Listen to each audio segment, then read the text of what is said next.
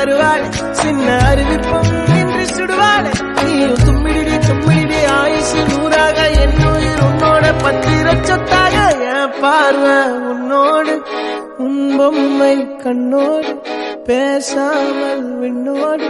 நாம் மிதந்து போவோம் காதாரா அடியாரோ நான் தாங்க மாறோடு